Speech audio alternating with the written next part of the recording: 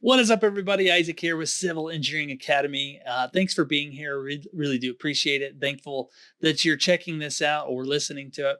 I bring a fun podcast guest on today, Kienen Koga, who's from Hawaii and is a construction engineer and runs a bunch of projects out there. And you can catch him also on YouTube. He runs a fun YouTube channel detailing his life, day in the life, running construction projects. And so today we talk a lot about what he does on the daily, what he thinks about being in the construction industry, maybe if it's a fit for you, how many hours he works, why he likes it, maybe some of the things he doesn't like about it. We also dive into his YouTube channel and talk about that quite a bit as well. So it was a really fun episode to do with him. I had to interrupt his golf game, so give him a shout out and a thanks for joining me today, because it was a fun episode to do. So anyway, thankful you're here. I think you're really going to enjoy this episode. It's going to be coming up right after this. All right. What is going on, Kienen? Thanks for coming on to the Civil Engineering Academy podcast. How you doing? Good. Thanks for having me. I hear you're living the dream in Vegas right now. Oh yeah. No, hopefully I can change my life forever in this one trip. That's the goal. Put it all on black is what I heard. So last time I did that, it was green. So I stopped doing that. All right. Well, I don't want to lose your whole life savings over there, but or you could retire early. Who knows? Yeah. So, that's always the goal. Well, I thought it'd be fun to have you on the show. Kind of connected over YouTube. You have a very fun YouTube channel. Really like what you have going on there. But before we kind of dive into that, why don't you yourself tell me a little bit more about your background and kind of how you found yourself into the civil engineering world? If there was outside influences, family members, or the background of how you came into this career. Sure. Yeah. I mean, I would first start with my dad's a civil engineer. He works at Pearl Harbor in Hawaii. So he kind of had like a surveying background when he grew up, went to University of Hawaii, got his engineering degree. And, I didn't really know too much about his job. But kind of towards my junior year of high school, I guess I've always been decent at like math and science too. So it was kind of always the path. And then we were kind of doing like our home renovations and things like that. And just the way that his mind worked, it was very like logical, practical, and how we kind of put things together, made things work. I just thought, maybe this is kind of what it is, right? So when I went to college, that was my thought. I was like, okay, I'll go into civil engineering. I went to the University of Washington. 2012 is when it started. And then what I did my freshman year is because University of Washington is such a huge school, I would look up and see when the classes were for civil engineering, even though I wasn't enrolled because I wasn't technically in the School of Engineering yet. I went and I just sat in on some classes and I just kind of listened to what they were learning, what they were talking about. And it sounded interesting to me. So I was like, okay, I'll keep going with this. And then you were auditing the classes. I was auditing the classes, yeah, because I just figured, I might as well. It's a big school, no one's taking attendance, right? So I can just slip right in. No one knows who I am, and it was, So I just tried that out, and then, I applied at the end of my freshman year, and then I got into the School of Engineering, and then a couple years later, got out. I wasn't actually intending on being a designer because I figured that was just, my whole life was calculations. Doing all those things, and it just kind of fit my personality at the time, or is what I thought. And then I did an internship my junior year, or I guess the end of my second year. I did an internship where we did like a precast building out back at home in Hawaii, working as a contractor, and that I fell in love with that. I completely changed my career trajectory from there, from being a designer, just based on that internship. I thought there's nothing more fun than this. That was such a fun internship, such a good time. And that's what ended up getting me to my point here. So now you're in Hawaii, and that's where home is. Yep. Were you living in Washington at the time you went to school there? Is that Oh yeah, yeah. So I lived there from 2012 to 2015, and then after college, so Hawaii, a lot of the mainland companies are like the companies that we call mainland companies. They're, not just in Hawaii; they're all over the U.S. or even international.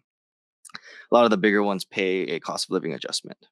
hmm, So at the time, they were paying 50% on top of my base salary to be in Hawaii, which worked out because I would have just lived wow. at home anyway, right? So I was, I thought I was sitting pretty after I graduated, but 2 weeks before I graduated, they called me up and they said, "Hey, you're going to be working on. We found your project. You're going to be on the Nebraska Comprehensive Cancer Center."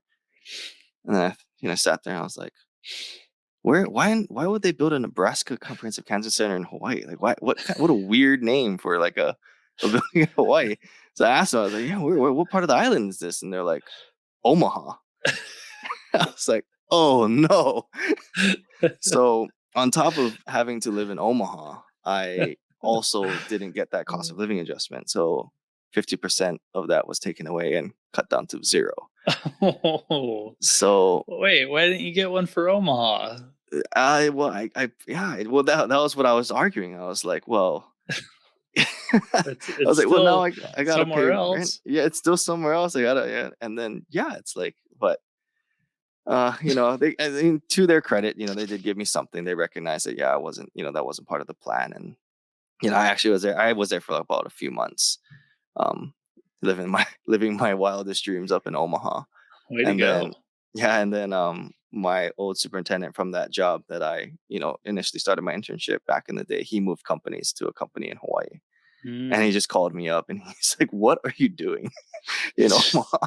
So I said, "I don't know, just, trying Well, things out and doing things." And he was just like, "Just come home." So that's what brought me back. And yeah, haven't looked back since. and you've been in Hawaii ever since Yeah. working. Ever Okay. since. Yeah. No need to move around anymore. Maybe. That's the goal. Yeah, is to pretty much stay here. Yeah, for me, it's all about family. There's no, there's nothing that can pay me enough to, you can never get that time back with your family, right? So That's very true. to me, Very true.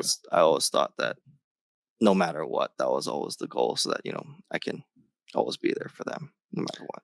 Good advice. I love the tips that you shared about, starting this whole journey, how you went and experienced some of the classes and stuff. Is there some tips that you have for engineers or people even, I guess, just starting out their careers too, if, as they have found themselves into this world, what tips you might have for them? I think probably the one of my biggest things is never being afraid to ask questions. A lot of times, and I think it's kind of like a function of the system, right? It's like we always want to be correct. We don't want to be seen as the person that doesn't know. Yeah. But it's really helped me out to kind of humble myself and just tell people like, no, I don't know what you're saying. Like, please, like, explain it to me like I'm in fourth grade, and that's always been my go-to line for a lot of these things is, yeah, imagine I don't know anything and like you're explaining this to like your child. What is this? Because for one, gives you clarity, right? Like I feel like it's kind of silly to be in the dark. But Right. yeah, it's people, it's an embarrassing thing to admit when you don't know, but it's way better to me to be in the know right as soon as possible than to try to figure things out later on. And possibly make a mistake or an I even love it. bigger mistake, right? And then I guess also too, like just using the time in your early career to work hard and put in the extra time. And for me, I always thought that I would put in as much time as I could now so that later on in my life I would have such a buildup of knowledge and things that I've done when I didn't have other commitments, with like family, kids, whatever life will throw at me later on in my life. So I figured, if I put in a 60 to 70, even up to, I mean, obviously you don't have to do this, but like I had like, 90 to 100-hour weeks where I was putting in, trying to just hone my skills, learn more, and accelerate that process so that by the time I hit that, 35, 40 years old, it's as if I have, you know, 20 years experience in just a short amount of time, right? Hmm. So I've always thought that way, and it's helped me a lot for sure. Um, but yeah, I it love takes a certain kind of person, I guess, to go through. You got to love your job in order to do it too, right? it. So You if gotta love it. you have to, yeah, you can't do that either. Now I guess that's the third thing, I guess, is if you don't like it, like you should probably try to pivot. Um, and yeah, it's because it's just not worth it, I think, to Yeah. spend most of your Well, life doing something you don't like. let me ask you about that then. So you have found yourself into the construction arena, Right. and that you're loving that. It's probably a good mix of, a little bit of office time and probably a lot of getting out in the field and looking at stuff. Yep. Why do you like that? And have you ever considered a different field of civil engineering, a different arena? I like it because it's all you're always part of the action, and no day is the same. And your plans can change at any moment, and you have to be able to pivot. And that's why I think a lot of times engineers struggle in construction, because even I struggled with this at the beginning, because there's never one correct answer. It's not very black and white. It's always gray, or you have to make the best decision out of a bunch of other small options, right? Hmm. Um, so I really like that you're part of the build. And there's always that budding relationship between the contractor and the engineer of this thing that you designed is not buildable, right? So I being on that side of the fence, and that's why that was my first. I never had a design internship, so I don't really know too much about the other side of the fence. But I don't know, just being on this side and critiquing the design sounded more fun than trying to design it. And I think my superintendent at the time gave me good advice, because he said, if you start in construction, at least you know how things actually get done and get built. And then from there, if you wanted to switch back to design, at least you have that background knowledge of how things go together. Because if you design something that can't be built, you might as well not design anything. So I said, okay, yeah, that's a I fair like point. it. So that's kind of what stuck with me. And yeah, Well, and it's a just lot of fun. people stick in design, right? And they Yeah, probably don't get to see their stuff built very yeah, very often unless they yeah. get a phone call that something doesn't fit or Right. Or like, I mean, something. even as small as like one of the biggest one is, you have all these rebar details and all this congestion, right? And then you bring the structural engineer out and you tell them, like, tell me how I'm supposed to vibrate this wall properly. Like, just give me a clue, because I don't know right now, right? So but it's fun, right? It's that's why that's part of it, right? Yeah. It's a great part of the industry. And yeah, to be part of that final product, to me, is more fulfilling, to say that I helped put this building up, than I drew that building, right? That to me Yep. was more fulfilling. So I kind of feel like sometimes construction or structural work gets kind of pegged for a bad work life balance sometimes. Yeah. And I think that really depends on what you enjoy doing. And there's also plenty of YouTube videos of probably civil engineers that kind of bash on that. But I'm just curious your thoughts on the industry as a whole and work life balance and stuff. Yeah, I mean, it's tough.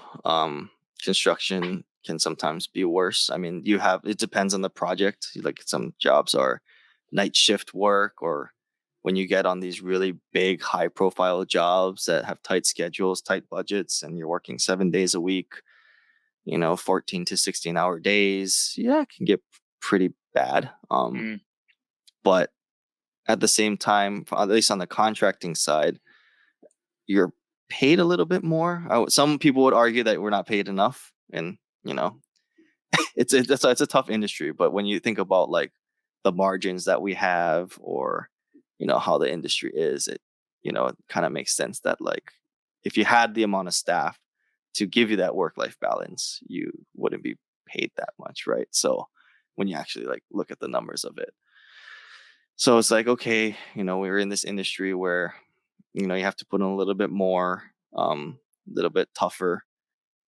40-hour weeks is not normal, I would say. But to me, it's fulfilling work.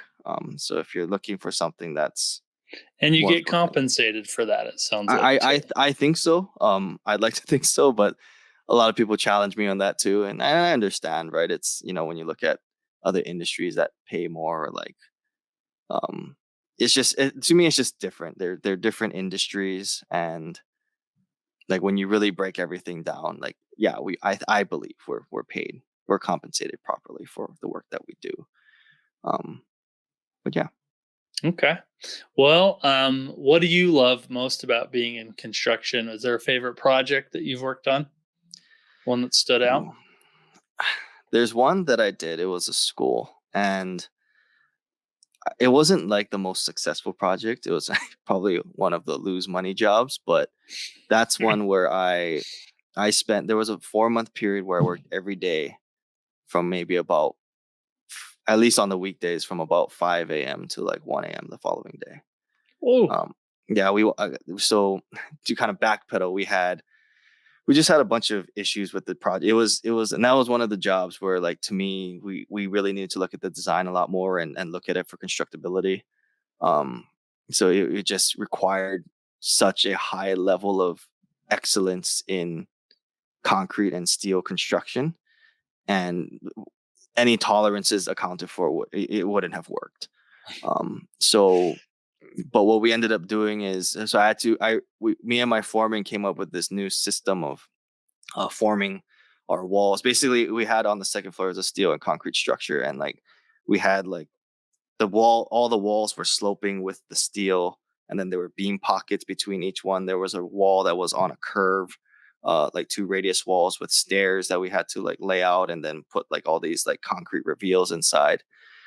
And it when I ran the numbers on our budgets and stuff like that, it looked like we were gonna just take it in the shorts, right? And so I said we got to do something different. So I spent the time, I taught myself how to detail, how to draw. I knew I needed to model, because also we had grid lines on that job that weren't the grid lines themselves were bending, and they weren't parallel. So there was no way for me to actually lay this out. And so I said, if unless I'm putting this in a model where I can then pull like an arbitrary dimension, right, to, because we work in, square numbers, right, or, plumb level squares, this construction, right, 90-degree angles. So I was like, okay, I have to figure out how to model this myself. So I taught myself, just through YouTube, how to do things, how to draw, and at the end of the day, it worked out. It came together. But yeah, just the definitely amount of time memorable. it was memorable for sure. And when you look at it, it's a beautiful building. But yeah, just going through that, and that's why construction is fun, because it's like there wasn't one right answer of how to build that, but we Huh. came up with what worked for us, and that was really, really fun. That's But I guess some awesome. people would say that wouldn't be fun. But, Why do you it was love that yeah, yeah, stress? it's like, yeah, but again, right, when I look at when I look at any problem, it's like, yeah, like, You oh, yeah, you that's can solve it. solvable. Yeah, it's like that's not like other people. That's why it just changes your level of intensity, right? And I yeah, like for it. me, I'm way better off because of that project, even though it was a tough one for sure. Is there anything you don't love about construction? Is there anything that you're like, man, I wish that was different? Maybe it's that pay. No, I'm okay with that. I'm not really a big fan of the litigious nature of the business. More recently, I've been just seeing the direction, I guess, that it's going. And I think as an industry, we need to do better about setting expectations.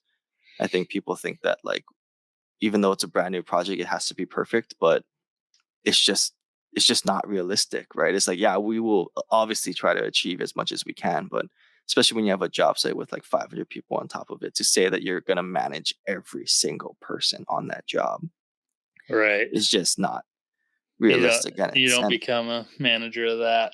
Yeah. no, no. I mean, it's just, you just can't, right? And no one's willing. And the more important thing is that no one is going to pay us to do that, Right. right? But then, and that's what's frustrating is, it's like you try to put up a building, you do your best, you try to dot your I's and cross your T's, and there are some people out there that they're making a living like ambulance chasing, like they're yeah, it's just that's the tough part of the industry is they're out there looking for your mistakes, Hmm. and then they'll open up one wall, they'll find something, and then they'll say, "Oh, it must be like this everywhere," right? And then it's just I hate to say Okay. this, wasting everyone's time, but that's been more frustrating, right? That and then yeah, it's just being through some of those processes with that has been tough, but Interesting. Well, overall it's great, you know. But when you get that's why it's when you get far away from the build, and then you're dealing more with like, you know, I guess people in the sense, right? Of like unreasonable people, I guess. Then that's where it gets I kind of see. yeah. What's construction like out there in out in Hawaii? Is it good? Is it booming? Is it It's okay. I mean, we weathered through. Luckily, we were deemed an essential business through the pandemic, which was very helpful. Um, and I understand why people look at that. They think, why do you need to be jackhammering this, at 7 in the morning? How is this essential? But we were lucky that very, very fortunate that we didn't get that affected by it. It's good. A lot of it is buildings. And we're seeing work pop up on all the different islands. The one thing about Hawaii that's different about other industries is we only have so many contractors that can do the work. There's hmm, only a handful of electricians. It's not like we can go, or in every trade, it's not like we can just go and find the next guy. So it do you, makes relationships way more important, right? Because there's only yeah, you can't screw over too many people because no one's going to want to work for you. So that makes sense. it's interesting business for sure. Oh, that's crazy. That's pretty cool. Another question I have just for those that are jumping into this world is do you see benefits to earning your master's degree? Do you have any tips around that versus I think the PE is definitely a must, but um, if you're going into construction, is an SE valuable to you as well? I guess maybe touch on those three. I guess for me, I didn't ever get it for like even my master's. I didn't get it to get more pay, or even my PE. I didn't get it to get more pay. I just because when you work for a big company too, they don't want you to take added risk, so they wouldn't want you stamping anything anyway. That's always outsourced to someone else to take on the risk. But what I always viewed it as is I always wanted to have different tools in my tool belt and different ways to potentially pivot in my career if something weren't to work out. So that's kind of more what it is for me. Another thing that I thought was kind of interesting that I didn't see before was other engineers. They, when you have your PE, they know that you went through something and you have at least some sort of level of intellectual competence to get this credential. So from a perception, it puts you in a higher light. So if you were working through other company, especially at bigger companies, they do care about credentials. So if they're, or at least I'd like to believe that if they're looking at someone, that looks better on paper with, a master's degree with their engineering license, then you kind of pop off the page a little bit more. So that to me, for at least in the construction industry, or at least for my project or my current position now, that's my thought on it. But my initial thing was more to just give myself options in the event that I wanted to make any sort of career pivot. Makes sense. Good advice. Do you have any tips for anyone preparing for the FE or PE exam? Definitely study. Um, don't go in and not study. Good I remember advice. the FE. I remember the FE was yeah, that was internet based at the time that I took it, and I remember you have to at least take that practice exam that the NCES gives you. I remember that, and then if you have another study guide, that should help too.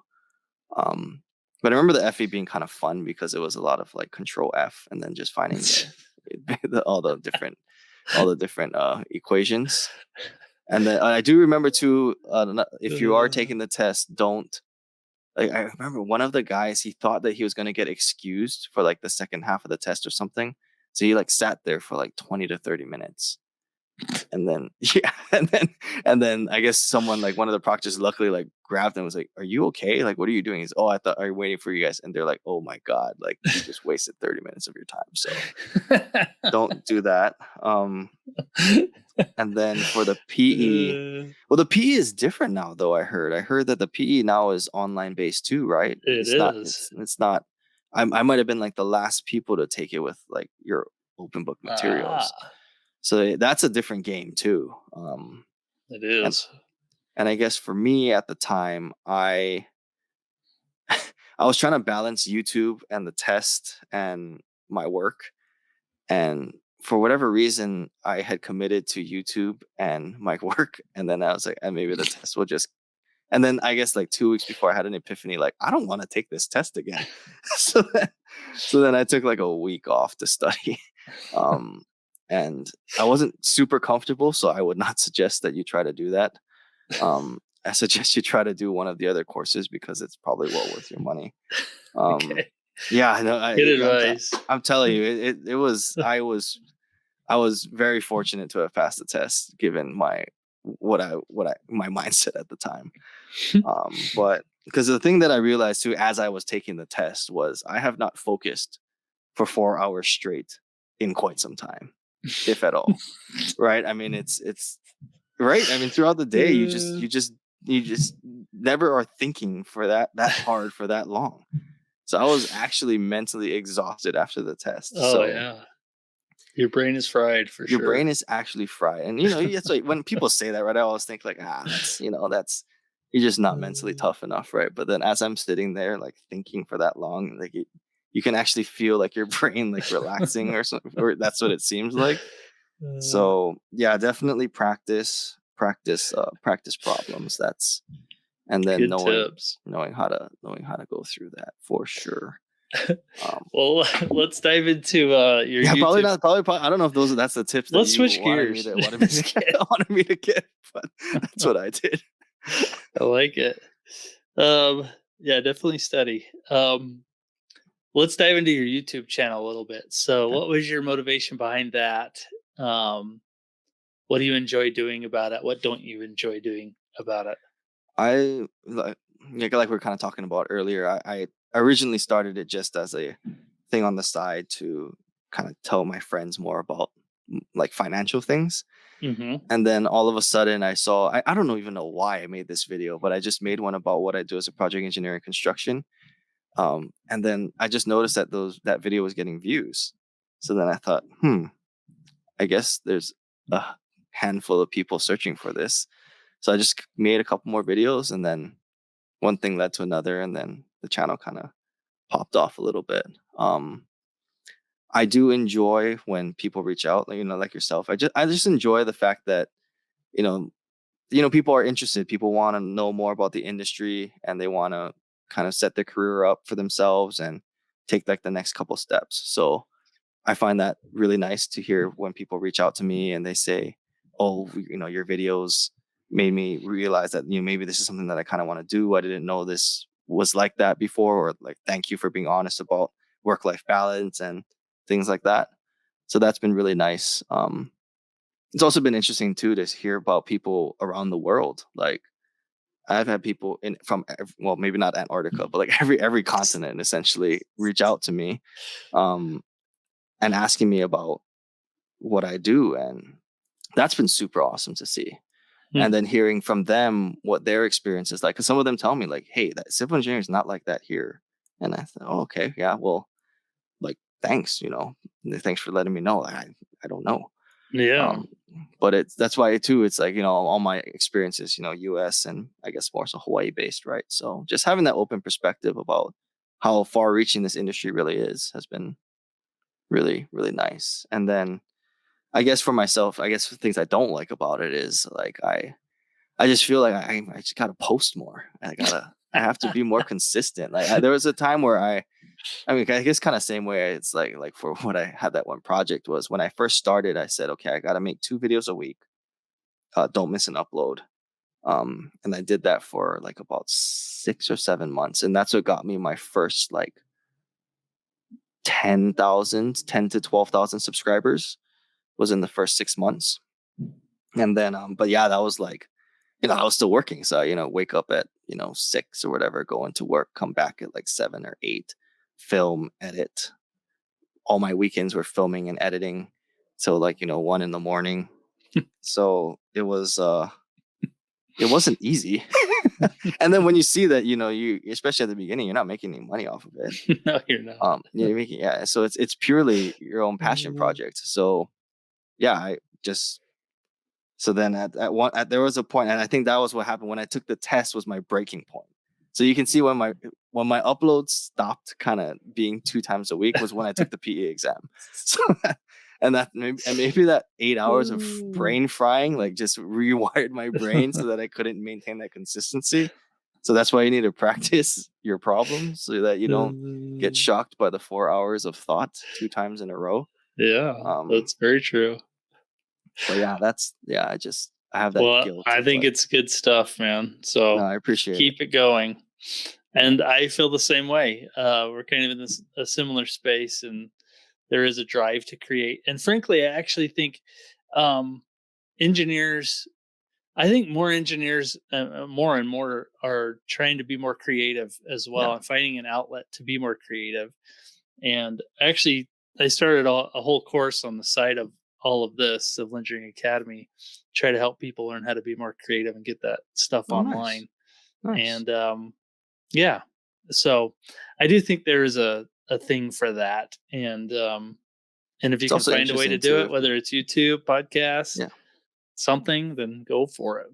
No, for sure. And that's the funny thing is, if you asked me at the beginning of my career, right, if you were like, oh, there's this engineer in the company that's like making YouTube videos, I would have said that guy doesn't have enough to do.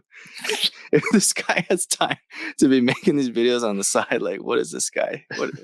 This guy must not be very good at his job. Well, that's the thing is, like, you figure out how to make it work, right? Yeah.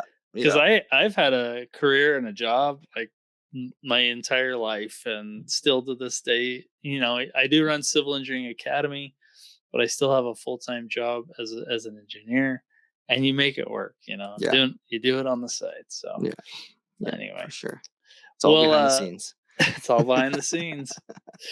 Well, this has been fun. Kienen, thanks for doing this with me. What's the best way for people to reach out to you if they want to connect with you? Yeah, I think probably the easiest is Instagram. Probably that's where I can look at you can write me a message or things like that.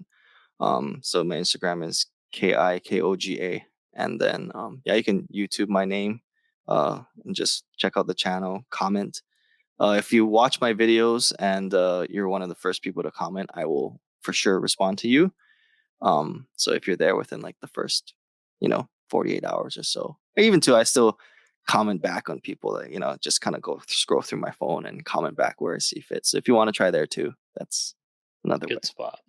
Yeah. Sweet. Well, thanks for doing this, Kienen. It's been fun having you on the show, and we'll have to catch up with you later. Yeah, no, thank you for having me again. Have fun golfing. See you guys. All right, see you.